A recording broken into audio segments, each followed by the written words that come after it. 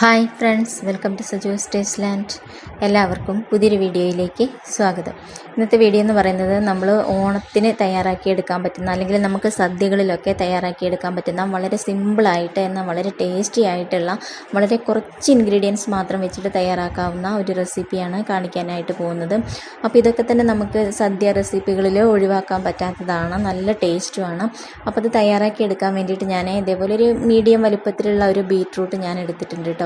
അപ്പോൾ ബീറ്റ്റൂട്ട് എടുക്കുമ്പോൾ എപ്പോഴും ശ്രദ്ധിക്കേണ്ടതാണെന്ന് വെച്ച് കഴിഞ്ഞാൽ, നല്ല ഫ്രഷ് ആയിട്ടുള്ള ബീറ്റ്റൂട്ട് എടുക്കുകയാണെന്നുണ്ടെങ്കിൽ അതാണ് ഒന്നുകൂടി നല്ല ടേസ്റ്റ് കിട്ടാനായിട്ട് നല്ലത് കേട്ടോ. അപ്പോൾ അത് നമുക്കറിയാമല്ലോ, തൊട്ട് നോക്കുമ്പോഴൊക്കെ അതിങ്ങനെ ചുങ്ങിപ്പോകുന്ന പോലെ ഒന്നും ആവരുത്.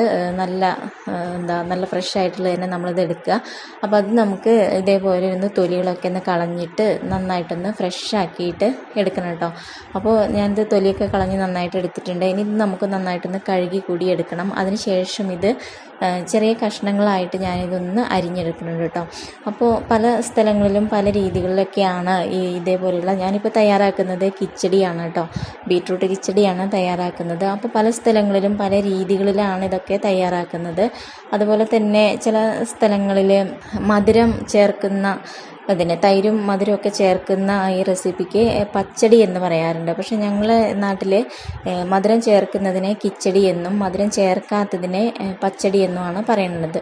അപ്പോൾ ഈ ഒരു രീതിയിൽ, ഈ ഒരു കനത്തിലൊക്കെ ഞാനിത് അരിഞ്ഞെടുത്തിട്ടുണ്ട് കേട്ടോ. ഇനി നമുക്കിതൊരു മിക്സിയുടെ ജാറിലേക്ക് ഇട്ടിട്ട് നന്നായിട്ടൊന്ന് അരച്ചെടുക്കണം കേട്ടോ. അപ്പോൾ വെള്ളമൊന്നും ചേർക്കാതെ വേണം നമ്മളിത് അരച്ചെടുക്കാനായിട്ട്. അങ്ങനെ കഷ്ണങ്ങളൊന്നും അധികം ഇല്ലാത്ത രീതിയിൽ വേണം നമ്മളിത് അരച്ചെടുക്കാനായിട്ട്. അപ്പോൾ ഒട്ടും തന്നെ വെള്ളം ചേർക്കാതിരിക്കാനായിട്ട് ശ്രദ്ധിക്കണം കേട്ടോ. അപ്പോൾ നമ്മുടെ ഈ ഒരു ബീറ്റ്റൂട്ടിലുള്ള ആ ഒരു വെള്ളം തന്നെ മതി ഇത് നന്നായിട്ട് നല്ല ഫൈനായിട്ട് തന്നെ അരഞ്ഞ് കിട്ടാനായിട്ട്. ഇത് വേറൊരു ബൗളിലേക്ക് മാറ്റുന്നുണ്ട് കേട്ടോ. അപ്പോൾ കുക്ക് ചെയ്യാനെടുക്കുന്ന ഒരു ബൗളിലേക്ക് തന്നെ നമുക്കിത് മാറ്റാവുന്നതാണ്. അപ്പോൾ ഒരുപാട് അളവിലൊന്നും ഉണ്ടാക്കുന്നില്ല. നമുക്കറിയാമല്ലോ, ഇങ്ങനെയുള്ള റെസിപ്പികളൊക്കെ വളരെ കുറച്ച് മാത്രമേ നമ്മൾ സെർവ് ചെയ്യാറുള്ളൂ. അപ്പോൾ അതിനനുസരിച്ച് വേണം നമ്മൾ എടുക്കാനായിട്ട് കേട്ടോ. അപ്പോൾ ഞാനിതിലേക്ക് കുറച്ച് വെള്ളം കൂടി ഒഴിച്ചു കൊടുത്തിട്ടുണ്ട്. അത് നമുക്കിത് വേവിക്കണം, അതിന് വേണ്ടിയിട്ടാണ് വെള്ളം ഒഴിച്ചു കൊടുത്തിരിക്കുന്നത്. അപ്പോൾ ഒരുപാട് വെള്ളം ഒഴിച്ചു കൊടുക്കരുത്, വളരെ കുറച്ച് മാത്രം വെള്ളം മതി നമുക്കിത് വെന്ത് കിട്ടാനായിട്ട്. നമ്മളത് അരച്ചെടുത്തിരിക്കുന്നതാണ്, അതുകൊണ്ട് പെട്ടെന്ന് തന്നെ അത് കുക്കായി കിട്ടുന്നതാണ് കേട്ടോ. അപ്പോൾ നമുക്കൊരു മീഡിയം ഫ്ലെയിമിൽ വെച്ചിട്ട് ഇത് നന്നായിട്ടൊന്ന് വേവിച്ചെടുക്കണം. ഇതിലേക്ക് ആവശ്യത്തിനുള്ള ഉപ്പ് കൂടി ഒന്ന് ചേർത്ത് കൊടുക്കണം കേട്ടോ. എന്നിട്ട് ഇതിലുള്ള വെള്ളം അത്യാവശ്യം നല്ല രീതിയിൽ തന്നെ വറ്റുന്നത് വരെ നമ്മളതൊന്ന് കുക്ക് ചെയ്തെടുക്കേണ്ടതായിട്ടുണ്ട്.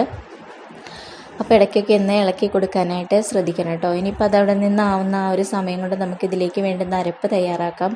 അപ്പോൾ അതിന് വേണ്ടിയിട്ട് ഞാൻ നല്ല ഫ്രഷ് ആയിട്ടുള്ള തേങ്ങയാണ് എടുത്തിരിക്കുന്നത് കേട്ടോ. അപ്പോൾ നമ്മൾ അപ്പം തന്നെ പൊട്ടിച്ചിട്ടുള്ള ആ ഒരു തേങ്ങ നമ്മൾ എടുക്കുകയാണെന്നുണ്ടെങ്കിൽ അത് ഒന്നുകൂടി ടേസ്റ്റ് കിട്ടാനായിട്ടും നല്ല പെർഫെക്റ്റ് ആയിട്ട് കിട്ടാനായിട്ടൊക്കെ അത് ഹെൽപ്പ് ചെയ്യുന്നതായിരിക്കും. ഇനി നമുക്കിതിലേക്ക് എരിവിന് ആവശ്യമായിട്ടുള്ള പച്ചമുളക് കൂടി ചേർത്ത് കൊടുക്കണം കേട്ടോ. അപ്പോൾ ഞാനൊരു 3 പച്ചമുളക് ഞാനിതിലേക്ക് എടുക്കുന്നുണ്ട്. അപ്പോൾ നമ്മുടെ എരിവിനനുസരിച്ച് വേണം എടുക്കാൻ വേണ്ടിയിട്ട്. അതായത് നമുക്കറിയാമല്ലോ പച്ചമുളകിൻ്റെ എരിവൊക്കെ എങ്ങനെയാണ്, അതിനനുസരിച്ച് കൂട്ടുകയോ കുറയ്ക്കുകയൊക്കെ ചെയ്യാവുന്നതാണ്.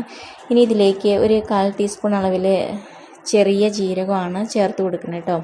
എന്നിട്ട് നമുക്കിത് ഒന്ന് അരച്ചെടുക്കാൻ വേണ്ടിയിട്ട് തൈരാണ് ഉപയോഗിക്കുന്നത്. വെള്ളത്തിലല്ല നമ്മൾ അരച്ചെടുക്കുന്നത്, തൈരിലാണ് അരച്ചെടുക്കുന്നത് കേട്ടോ. വെള്ളം ചേർക്കാതെ വേണം ഇനിയൊക്കെ ചെയ്യാനായിട്ട്. അപ്പോൾ ഇത് അരച്ചെടുക്കാൻ പാകത്തിന് ഉള്ള തൈര് നമുക്കിതിലേക്ക് ചേർത്ത് കൊടുക്കാം. അപ്പോൾ പുളിയൊക്കെ ആവശ്യത്തിന് പുളിയുള്ള തൈരാണ് നമുക്ക് കിട്ടേണ്ടത് കേട്ടോ. അപ്പോൾ അത് നന്നായിട്ട് തന്നെ അരഞ്ഞ് കിട്ടിയിട്ടുണ്ട്. ഇനി നമുക്കിതിലേക്ക് ഇതേപോലെ 1 ടീസ്പൂൺ അളവിൽ കടുകാണ് ചേർത്ത് കൊടുക്കുന്നത് കേട്ടോ. അപ്പോൾ ഈ ഒരു കടുകിൻ്റെ ടേസ്റ്റാണ് നമ്മുടെ ഈ ഒരു റെസിപ്പിക്കൊക്കെ ഒരു നല്ല ഒരു ടേസ്റ്റ് നൽകുന്നത് തന്നെ. ഇനി നമുക്ക് ജസ്റ്റ് ഒന്ന് അരച്ചെടുക്കാൻ മാത്രമേ പാടുള്ളൂ കേട്ടോ. അതായത് കടുക് നന്നായിട്ട് ഫൈനായിട്ട് അരഞ്ഞു പോകരുത്. അവിടെ ഇവിടെയൊക്കെ ആയിട്ട് ഇങ്ങനെ ചെറിയ ചെറിയ തരിതരികളായിട്ട് ഇങ്ങനെ കിടക്കണം. ആ ഒരു രീതിയിലാണ് നമുക്കിത് അരച്ചെടുക്കേണ്ടതായിട്ടുള്ളൂ. ഇനിയിപ്പോൾ കൂടുതൽ നമുക്ക് അരയ്ക്കാനായിട്ട് വെള്ളമോ അങ്ങനെ എന്തെങ്കിലും ആവശ്യമാണെന്ന് വരികയാണെന്നുണ്ടെങ്കിൽ നമ്മൾ എടുക്കേണ്ടത് തൈര് തന്നെയാണ് എടുക്കേണ്ടത് കേട്ടോ. ഇനിയിപ്പോൾ നമ്മുടെ ബീറ്റ്റൂട്ടിലുള്ള വെള്ളമൊക്കെ വറ്റി നല്ല പാകമായി വന്നിട്ടുണ്ട്. ഇനി നമ്മുടെ ഈ ഒരു അരപ്പ് നമുക്കിതിലേക്ക് ചേർത്ത് കൊടുക്കാം. അപ്പോൾ ഈ ഒരു അരപ്പ് ചേർത്ത് കൊടുക്കുമ്പോൾ നമ്മൾ ഫ്ലെയിം നന്നായിട്ട് ഏറ്റവും ലോ ആക്കി വെക്കാനായിട്ട് ശ്രദ്ധിക്കണം കേട്ടോ. അതേപോലെ ഈ ഒരു തേങ്ങ നമ്മൾ ഓവറായിട്ട് കുക്ക് ചെയ്യരുത്. ഈ അരപ്പ് നമ്മൾ ചേർത്ത് കഴിഞ്ഞതിന് ശേഷം ഓവറായിട്ട് കുക്ക് ചെയ്യരുത്. അപ്പോൾ അതിൻ്റെ ആ ഒരു ടേസ്റ്റ് മാറിപ്പോകുന്നതായിരിക്കും കേട്ടോ. ഒരു പിരിഞ്ഞ പോലെയൊക്കെ ആയിരിക്കും നമുക്ക് കിട്ടുക. അപ്പോൾ അത് നമ്മൾ പ്രത്യേകം ശ്രദ്ധിക്കണം. നമ്മുടെ ആ ഒരു തേങ്ങയുടെ ചെറിയ ഒരു പച്ചക്കുത്തലൊന്ന് മാറണം, അത്രേ വേണ്ടുള്ളൂ. അതുവരെ മാത്രമേ നമ്മളിത് കുക്ക് ചെയ്യേണ്ടതായിട്ടുള്ളൂ. ഇനി നമുക്കിതിലേക്ക് കുറച്ചുകൂടി തൈര് ചേർത്ത് കൊടുക്കണം. അപ്പോൾ അത്യാവശ്യം കട്ടിയുള്ള തൈരൊക്കെ ആണെന്നുണ്ടെങ്കിൽ അത് നല്ലതാണ്, ഒന്നുകൂടി നല്ലതാണ്.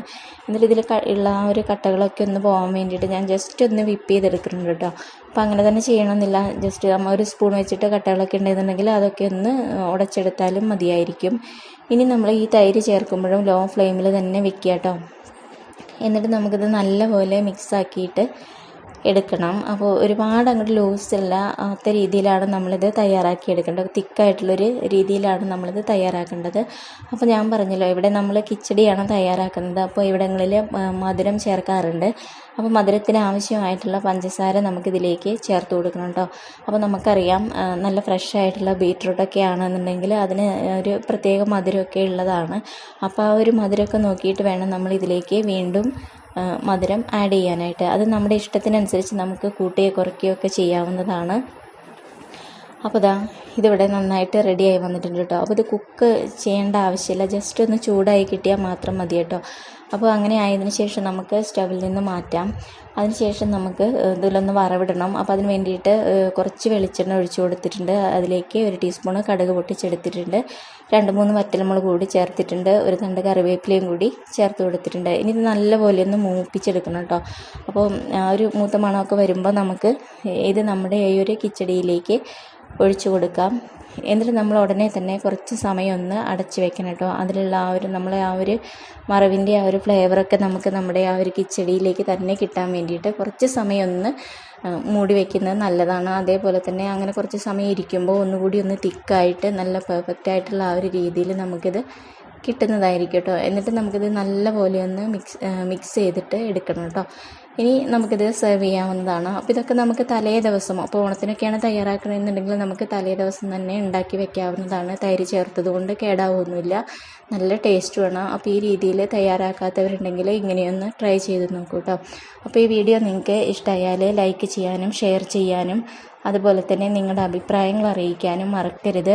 ചാനൽ ഇതുവരെ സബ്സ്ക്രൈബ് ചെയ്യാത്തവരുണ്ടെങ്കിൽ ചാനലൊന്ന് സബ്സ്ക്രൈബ് ചെയ്ത് വെച്ചോളൂ. തൊട്ടടുത്തുള്ള കുഞ്ഞു ബെല്ല് കൂടി ഒന്ന് എനേബിൾ ചെയ്യണേ. അപ്പം ഞാനിടുന്ന എല്ലാ വീഡിയോസും നിങ്ങൾക്ക് അപ്പം തന്നെ നിങ്ങളുടെ ഫോണിലേക്ക് കിട്ടുന്നതായിരിക്കും. ഇനി പുതിയൊരു വീഡിയോയിൽ കാണാം. Okay, thank you, by.